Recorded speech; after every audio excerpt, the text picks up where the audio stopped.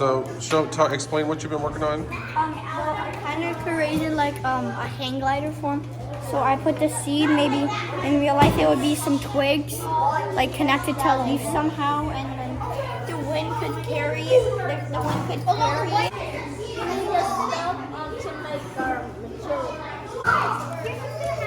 So you can go right in this little spot. And then there's gonna be more seeds, like I think if you. And it will float across the water. Oh, and it floats. Oh, nice. Did what to it? What'd you change? I like made these more like I made them small.